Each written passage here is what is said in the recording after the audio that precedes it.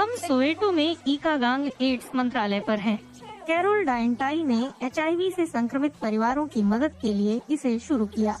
कुछ लोग जो यहाँ मदद मांगते हैं वे खुद भी संक्रमित हैं और कुछ नहीं भी हैं। ये महिला हमें बता रही है कि दक्षिण अफ्रीका में खुद को HIV से सुरक्षित रखना कितना कठिन है। लोग इस पर कभी बात नहीं करते। महिला होने के नाते आप ये पूछने का बीड़ा उठाती हैं, क्या हम HIV टेस्ट करा लें?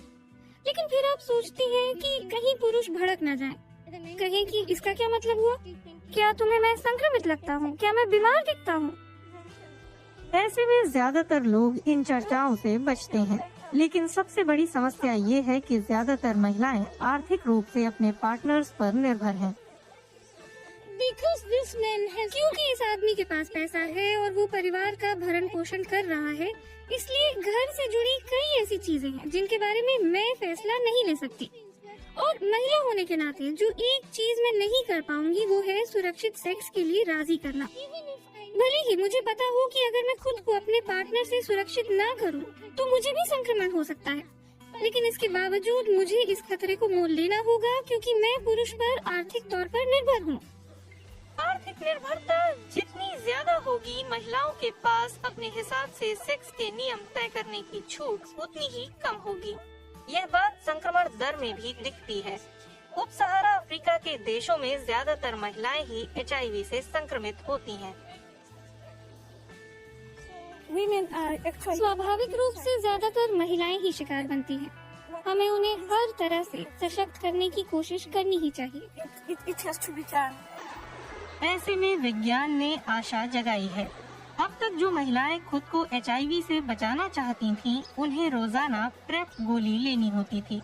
जोहानिसबर्ग में विटवाटरसरांड विश्वविद्यालय ने एक विकल्प का परीक्षण किया है। एक ऐसा इंजेक्शन जिसे हर 8वें हफ्ते दिया जाता है। 3000 से भी ज्यादा महिलाओं ने इस स्टडी में भाग लिया, जो या तो रोजाना गोली खा रही थीं या फिर इंजेक्शन ले रही थीं।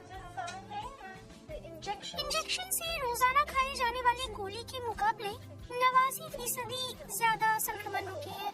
केवल 1% महिलाओं को ही नए संक्रमण हुए, जो कि हाल में दक्षिण अफ्रीका में हुए अन्य अध्ययनों के मुकाबले बेहद कम है। प्रेप गोली और नया इंजेक्शन दोनों ही एंटी रेट्रोवियल दवाएं हैं।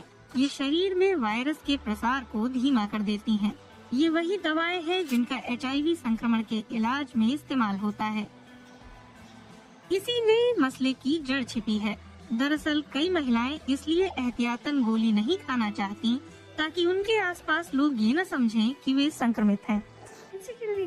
हमारे इलाके में महिलाओं की समस्या है कि जब वे एंटी रेट्रोवियल दवाएं लेती हैं तो लोग सोचते हैं उन्हें HIV है। इससे उन पर कलंक लग सकता है।